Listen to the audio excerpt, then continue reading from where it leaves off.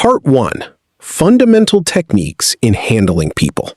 Have you ever wondered why some people can say the same thing, but one person gets ignored and another gets respected immediately?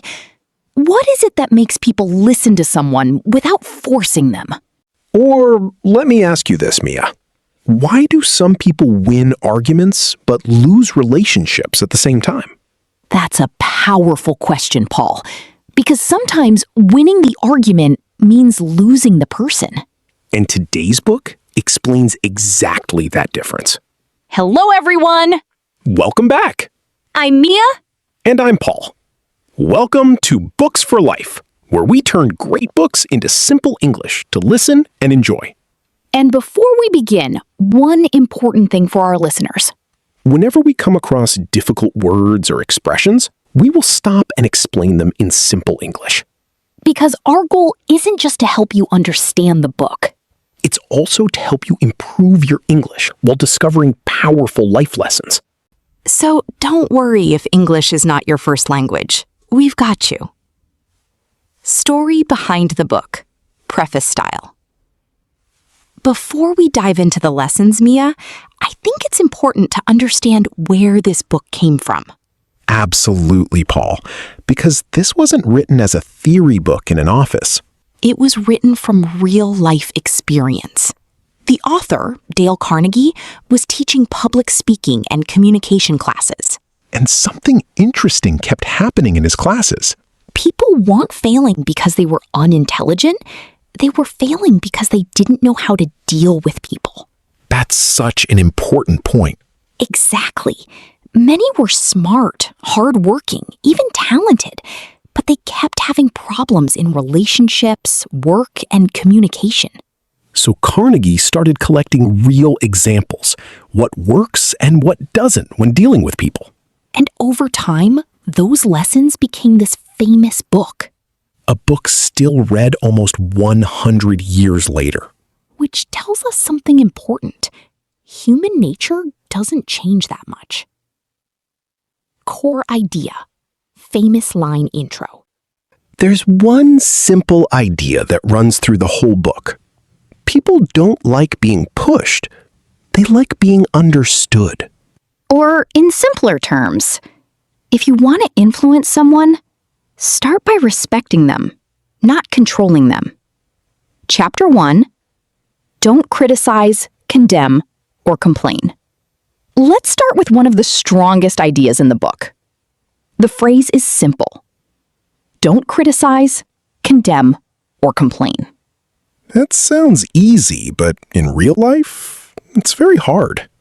True, Paul. Dale Carnegie wrote a very famous line about this. He said, "Criticism is futile because it puts a person on the defensive and usually makes him strive to justify himself." That word futile is interesting. Let's break these down. Good idea. Let's start with criticize. It means pointing out someone's mistakes in a negative way, often focusing only on what they did wrong. So it's not just correcting. It's more like attacking? Exactly. And what about futile? Futile means useless. It means no matter how hard you try, it won't produce a good result. So Carnegie is saying that attacking someone's mistakes is completely useless because they will just try to defend themselves. Exactly. And the book gives a shocking example of this. Carnegie talks about Al Capone, one of America's most dangerous criminals. Wait, the famous gangster? Yes. You would think Al Capone knew he was a bad person, but Carnegie points out that even Al Capone didn't blame himself. Capone actually said he spent his life helping people have a good time, and all he got was abused by the police. Wow. So if a dangerous criminal doesn't accept criticism and defends himself, a normal person definitely won't either. Exactly. Now, let's imagine a normal, everyday situation. A worker makes a small mistake in a report at work. The manager walks in and says, "You are always making careless mistakes." That already feels harsh. And based on the book, the worker will just get defensive. Right. Instead of fixing the problem, they stop thinking about the mistake and start thinking about defending themselves. Now, imagine a different approach. The manager. I know you're capable of good work. Let's go through this together and fix it. That changes the whole feeling. Same mistake, different result. This doesn't only happen at work. It happens in families, friendships, even online. Yes, Paul. And sometimes we forget.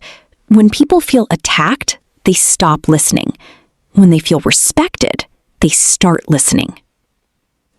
Chapter 2. Give honest and sincere appreciation. Now, let's move to the second idea. People don't just want correction. They want appreciation. Carnegie has a beautiful quote for this. He says, "Be hearty in your approbation and lavish in your praise." Oh, those are some big, old-fashioned words. Let's explain them. Sure. Let's start with appreciation and praise. They mean recognizing someone's effort or value and showing gratitude for it. So it's more than just saying thank you? Exactly. It's noticing effort. And when Carnegie says lavish, he means giving a lot of it, very generously. So we should be generous when we notice someone doing a good job. Yes. And the book uses the story of Charles Schwab. He was one of the first people in American business to be paid a salary of over $1 million a year. $1 million? Back then, that was an absolute fortune. Why did they pay him so much? Carnegie explains that it wasn't because Schwab knew more about steel than anyone else. It was because of his ability to deal with people. Schwab himself said his secret was being eager to praise and slow to criticize. He built people up instead of tearing them down. Many people today only look for the mistakes, not the good things. Exactly. Let's imagine this. A student studies hard for 2 weeks for an exam. He doesn't score perfectly, but he improved a lot. Most people would just focus on the points he missed. But a teacher acting like Charles Schwab says, "I can see your effort. You improved a lot compared to last time." That can really motivate someone. Yes, because people grow faster when they feel seen. Chapter 3. Arouse in the other person an eager want. Paul. This one is interesting. Carnegie says instead of forcing your ideas, understand what the other person wants. His famous rule here is bait the hook to suit the fish. That's a perfect analogy. Let's explain a key word first. What does persuade mean? Persuade means helping someone agree with your idea by explaining it in a way they understand and accept. So not forcing, but guiding? Exactly. And that connects to the word bait. Bait is the food you put on a hook to catch a fish. Carnegie explains it like this. He says he personally loves eating strawberries and cream, but when he goes fishing, he doesn't put strawberries on the hook. Because fish don't care about strawberries. They want worms. Exactly. Carnegie says it's silly to use what you want to try and attract others. You have to talk about what they want. That makes so much sense. Imagine this. A parent wants their child to study more. They say, "You must study right now." That's using strawberries to catch a fish. It's what the parent wants, not the child. Exactly. Now imagine instead they say, "If you study, you can become better at the things you enjoy and reach your goals faster." That feels different. That is the right bait for the fish.